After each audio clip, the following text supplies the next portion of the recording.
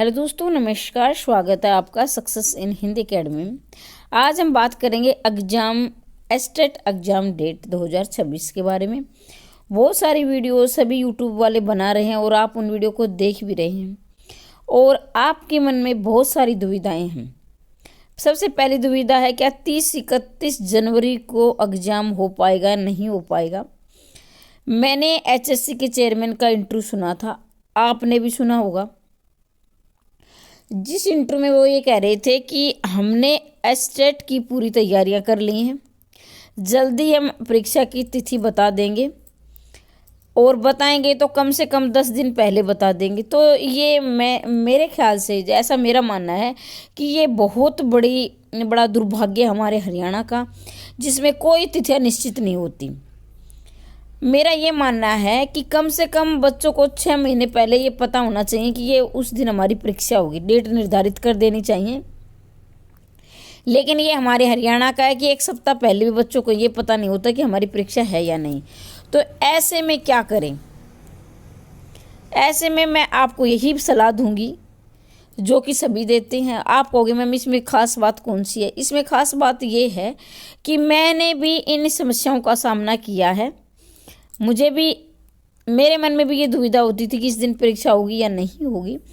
तो ऐसे में क्या करना चाहिए आपको? जो पुराने अभ्यर्थी हैं उनके लिए मैं बता देती हूँ कि उन्होंने अपना पाठ्यक्रम पूरा कर लिया होगा, तो वे ज़्यादा से ज़्यादा प्रैक्टिस करें।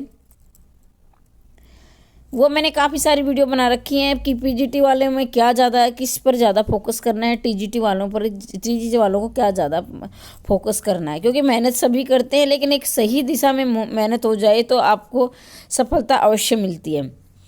दूसरी बात यह है कि कुछ अभ्यर्थियों के मन में ये है कि हमें कोचिंग लेनी चाहिए या नहीं लेनी चाहिए, या नोट्स बनाने या सेल्फ स्टडी करनी चाहिए। पुराने वाले अभ्यर्थी, उनको पता है कि पाठ्यक्रम क्या है, तो वो ज़्यादा से ज़्यादा प्रैक्टिस करें। अभी क्या है, अभी कुछ अभ्यर्थियों के मन में सवाल है कि 30-31 जनवरी को जो परीक्षा है तो नोट्स या मतलब कहीं कोचिंग लेने का कोई फ़ायदा नहीं है, इतने कम समय में हमारा पाठ्यक्रम पूरा नहीं हो पाएगा। तो मैं अभी भी ये नहीं कहूँगी कि आप है ना कि 30-31 जनवरी को परीक्षा होगी।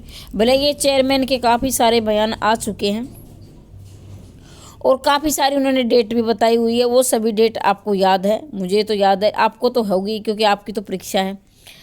तो ऐसे में आपको क्या करना चाहिए? तो जितना हो सके तो अभी 30-31 जनवरी को अगर परीक्षा होती है तो ज़्यादा से ज़्यादा प्रैक्टिस करें। इनका कोई भरोसा नहीं, ये परीक्षा नहीं भी लेंगे तो ऐसे में क्या करें? तो ये परीक्षा नहीं भी लेंगे तो उसके लिए आपको क्या करना है, 30-31 जनवरी तक तो आपको प्रैक्टिस करें। लेकिन अगर 30-31 जनवरी को परीक्षा नहीं होती है तो आप कहीं कोचिंग नोट्स ले सकते हैं, क्योंकि उसमें फिर आपको समय मिल जाएगा, कम से कम 1 महीने का समय इसके बाद आपको ज़रूर मिलेगा। क्योंकि ये तैयारी, जब ये पेपर, बहुत सारी और भी तैयारियां करनी होती हैं, लेकिन मेन बात तो ये होती है कि इसका जो जो तिथि निर्धारित होती है वो हरियाणा सरकार की होती है। ठीक है, ये एचएससी के चेयरमैन है, बाकी सारी तैयारियां तो इनको करनी होती है, लेकिन जब सरकार का दबाव आता है, ऑर्डर आता है, तो ये सभी कुछ निर्धारित फटाफट कर देते हैं।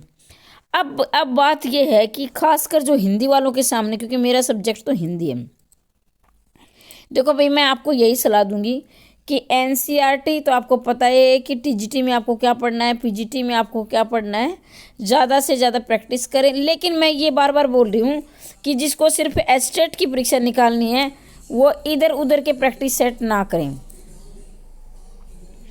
इधर उधर के प्रैक्टिस सेट ना करके सिर्फ एस्टेट के प्रैक्टिस सेट लगाएं। मैं आपको डरा नहीं रही हूँ, आपकी नॉलेज के लिए आप नॉलेज बढ़ा सकते हो, लेकिन हमारा मतलब ये है कि जब हमारे पास पात्रता हो गई तो तभी हम क्या है, शिक्षक बनने के योग्य होंगे। ये एक पात्रता है और ये भी कटु सत्य है कि इस पात्रता के बिना आप वैकेंसी आएंगी तो फॉर्म भी फिल नहीं कर पाओगे। तो सबसे पहले आपके पास एस्टेट का होना बहुत ज़रूरी है, चाहे वो आपकी परीक्षा कभी भी हो, आपको हमेशा तैयार रहना है। क्योंकि ये हरियाणा का दुर्भाग्य नहीं, हरियाणा के युवाओं का दुर्भाग्य है कि हरियाणा, चाहे इनके कोई विभाग है या फिर हरियाणा सरकार है, कोई नियम इनके नहीं होते और ये जो खामियाजा भुगतना पड़ता है ये युवाओं को भुगतना पड़ता है और खासकर बेरोजगारों को। तो इसके लिए मैं आपको यही कहूँगी कि इधर उधर के प्रैक्टिस सेट ना लगा के जितने भी एचसेट के पीवाईक्यू वो लगाएं और अपना पाठ्यक्रम तैयार रखें। अब क्या है, ये तो हिंदी विषय चाहे कोई भी विषय हो सबके लिए ये यही बात है। दूसरी बात है कि अब की बार हरियाणा में वैकेंसी आने वाली है, ठीक है। वो वैकेंसी आप कहोगे मैम वैकेंसी तो हमेशा आती है, लेकिन 2026 में अभी बीच में थोड़ा ब्रेक हो गया था 2 साल तक, तो मैं यही कहूँगी 2026 में आपको वैकेंसी ज़रूर देखने को मिलेंगी, क्योंकि काफ़ी बार बयान आ चुके हैं और पेपर में भी न्यूज आ चुकी है, तो उस न्यूज के आधार पर। लेकिन ये भी एक सत्य बात है कि पहले एस्टेट होगा, एस्टेट के बाद वैकेंसी आएंगी, ठीक है। तो अगर आपके पास एस्टेट ही नहीं होगा तो फिर आप फॉर्म फिल नहीं कर पाओगे। तो इसलिए सबसे पहले आपका ध्यान पूरी तरह एस्टेट पर होना चाहिए, और जब आपका एस्टेट होगा तभी आप 2026 वाली वैकेंसियों पर अपना जो है भागीदार बन सकेंगे, ठीक है। तो 2026 में हरियाणा में पीआरटी का तो मैं कह नहीं सकती हूँ, लेकिन टीजीटी पीजीटी की वैकेंसी आपको ज़रूर देखने को मिलेगी। तो अपनी तैयारी करते रहें, क्योंकि हाई कोर्ट का ऑर्डर आ चुका है कि जो जितने भी स्कूल हैं सभी की में जो सीट खाली हैं वो भरी जाए। बहुत सारे शिक्षकों की कमी आ चुकी है। तो यही कहूँगी, अगर 30-31 को आपकी परीक्षा नहीं होती है तो आप कोचिंग नोट्स ले सकते हैं। अगर आपको मेरे नोट्स चाहिए, मैं बिल्कुल नहीं कहूँगी कि आप मेरे नोट्स लें, लेकिन फिर भी अगर आप टीजीटी पीजीटी की तैयारी करें, मात्र और मात्र 250 रुपये की पीडीएफ में आपको, जिसमें आपकी टीजीटी पीजीटी दोनों की तैयारी हो जाएगी। और जल्दी मैं आपकी क्लास भी शुरू करने वाली हूँ। जैसे ही मुझे समय मिलता है मैं थोड़ा सा समय निकाल कर कोशिश करूँगी कि एक वीडियो आपके लिए डालूँ, और अपने आप को एक मतलब एक दिशा निर्देश मिल जाएगा कि इस तरह से आपको तैयारी करनी है और इस प्रकार के प्रश्न आपकी परीक्षा में पूछे जाते हैं, ठीक है। तो यही कहूँगी, अगर आपको नोट्स लेने हैं तो इस नंबर पर, ये क्या थोड़ा सा हो गया मेरे से, ये 49 है, एक बार मैं बता देती हूँ, 90 68 68 49 54 है ये, ठीक है। ये 9 है, ये गलती से 4 लिखा गया है इसमें। तो अगर आपको नोट्स चाहिए तो मात्र और मात्र 250 रुपये में, 250 रुपये में टीजीटी पीजीटी दोनों की तैयारी हो जाएगी। लेना ना लेना आपकी मर्जी है, कोई आपसे ये नहीं, लेकिन हाँ ये कि जो निःशुल्क तैयारी करना चाहते हैं उनके लिए मैं जल्दी क्लास शुरू करने वाली हूँ। थोड़ा सा स्वास्थ्य की वजह से मैं क्लास नहीं ले पा रही, गला बहुत ख़राब था इसलिए मैं बोल नहीं पा रही थी। अब गले में कुछ आराम है, तो जल्दी मैं आपकी क्लास शुरू करूँगी। अपनी तैयारी करते रहें। और ये एस्टेट आपके लिए इसलिए ख़ास है क्योंकि इस एस्टेट में के बाद आपकी वैकेंसी आने वाली है।